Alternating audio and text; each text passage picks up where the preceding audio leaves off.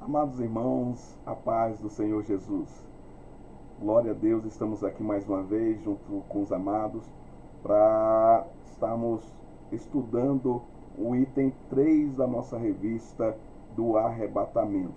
Que Deus possa nos abençoar nessa segunda semana escatológica.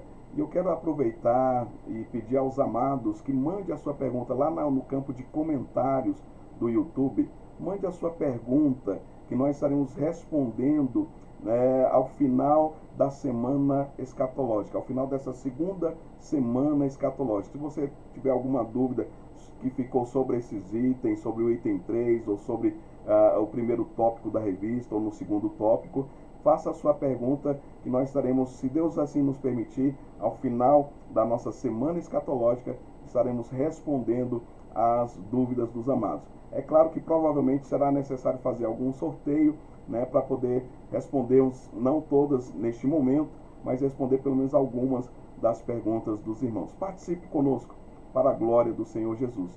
Então nós vamos agora já para o texto, de primeira, lá da página 11, o item 3 da página 11, que diz sobre o arrebatamento e acontecimentos distintos. O texto diz assim: o evento arrebatamento da igreja na iminência do fim dos tempos não deve ser confundido com os eventos isolados e singulares acontecidos no Antigo Testamento ou com as ressurreições ocorridas no Novo Testamento, e que não podem ser compreendidos como sendo a primeira ressurreição descrita na Bíblia ou como parte dela. Meus queridos, aqui nós sabemos que existe alguns textos bíblicos que tratam sobre ressurreição, sobre até pessoas subindo para os céus. Nós temos textos que falam sobre isso e que pode às vezes trazer alguma confusão, algum entendimento diferente acerca do que aconteceu com esses irmãos. Então nós neste momento nós iremos abordar este tema também tão precioso. E hoje nós vamos estar no item 3.2, que fala sobre o que aconteceu com Enoque e Elias. O texto, por exemplo, que fala sobre Enoque diz assim, está lá em Gênesis capítulo 5, versículo 24. Andou Enoque com Deus e já não era, porque Deus para si o tomou. E temos também o texto de 2 Reis, capítulo 2, versículo 11, que fala sobre o profeta Elias. Indo eles andando e falando, de repente um carro de fogo com cavalos de fogo os separou um do outro. E Elias subiu ao céu num redemoinho. Então nós temos aqui dois textos que falam de irmãos, que subiram aos céus, pessoas que subiram aos céus, que foram levados pelo Senhor aos céus. Bem, meus amados, o que nós precisamos entender é que o objetivo ou a finalidade dessas pessoas terem subido ao céu é diferente com relação ao arrebatamento.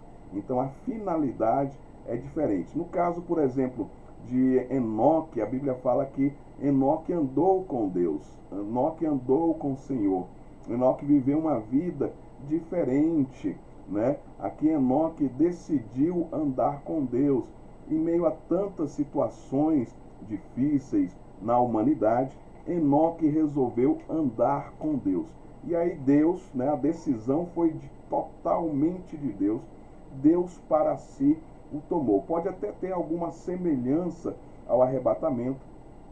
Alguns podem até falar que tem base ali com relação ao texto de Hebreus capítulo 8 e capítulo 10, que fala que alguns acontecimentos antigos, acontecimentos passados, acontecimentos no Velho Testamento, nada mais era do que sombra do que iria acontecer no futuro, com relação também à igreja, a Jesus Cristo e com relação à igreja.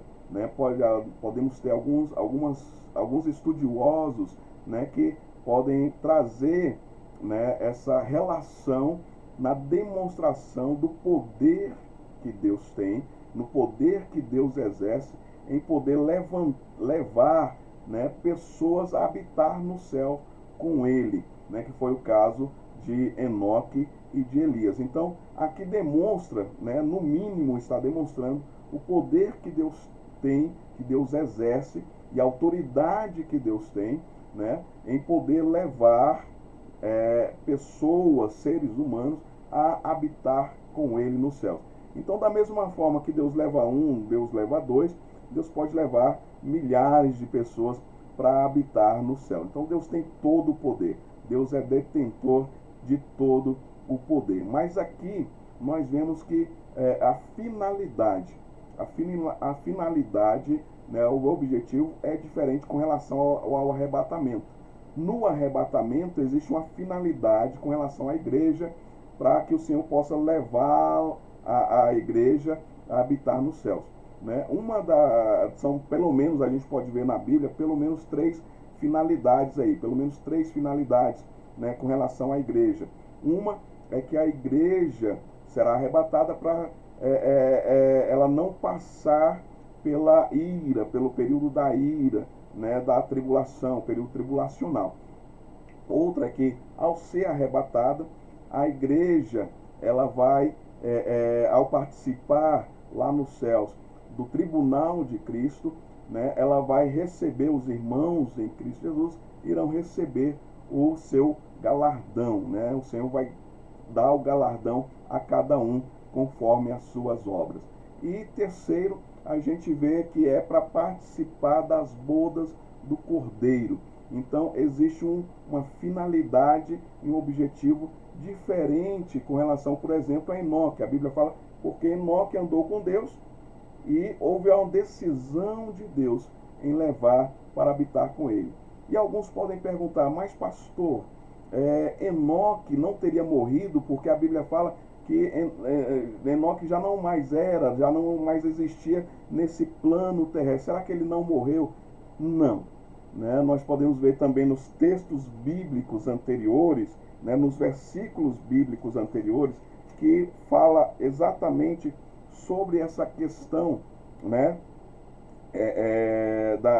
que vem trazendo a genealogia desde Adão até Noé. E aí vem mostrando, né, os textos vêm mostrando que aqueles que viveram morreram, como no caso, por exemplo, de Adão, que está lá no capítulo 5, versículo 5, que fala: foram todos os dias de Adão, que viveu 930 anos e morreu. Né? A gente vê também com relação a Sete. Foram todos os dias de Sete, lá no versículo 8, capítulo 5, versículo 8. Foram todos os dias de Sete, 912 anos e morreu. Né? E no versículo 11 diz assim: foram todos os dias de Enos, 905 anos e morreu. Então, todos na genealogia, a Bíblia vem falando que viveu, gerou filhos, mas morreu, né? Com uma certa idade, morreu. Né? E no caso de Enoque, né, no capítulo 5, versículo 24, mostra que Enoque já não era mais nesse plano terrestre, né? Então Enoque não experimentou a morte, né? Apesar, alguns podem falar, mas pastor, tem o texto lá também de Hebreus que fala que ao homem é dado morrer uma única vez, né? E depois disso o juízo, né, meus amados? Aqui, né, é uma limitação para nós na terra, para os habitantes dessa terra, mas não significa que essa limitação Deus tem. Deus, ele vai além das nossas limitações. Nós somos limitados, nós seres humanos temos limitações, né? E no plano divino, no plano de Deus, no propósito de Deus, Deus pode sair dessas limitações, né, do homem, né? Como no caso, por exemplo, Jesus, mesmo aqui na terra, a lei física diz que o homem não pode andar sobre as águas, mas Jesus andou sobre as águas. E não somente Jesus Cristo andou sobre as águas, como também ele chama, né, Pedro fala: se és tu, deixa eu ir ter contigo. E aí Jesus Cristo simplesmente fala, vem, e Pedro andou também sobre as águas. Então, no plano divino, né, na atuação divina, Deus não é limitado pelas leis e as regras da física, né? E uma delas, no caso, por exemplo, com relação à morte, que ao homem é dado morrer uma única vez, né? E depois disso vem o juízo. Mas, no caso aqui, aprove a Deus, foi vontade de Deus, como diz claramente no texto de Gênesis, Deus para si o tomou, Deus levou, né, Enoque para si. E, né, na mesma semelhança, né, com relação a Deus levar alguém para os céus, nós temos o texto de 2 Reis, capítulo 2, né, do versículo 11, né, que fala sobre Enoque e Elias. Ou, perdão, Enoque e Elias não, meus amados, sobre Elias e Eliseu. Né, que eu estava falando de Enoque anteriormente, mas aqui é sobre Elias e Eliseu. E o texto fala que Elias e Eliseu foram separados por uma carruagem de fogo com cavalos de fogo. E Elias foi levado, né?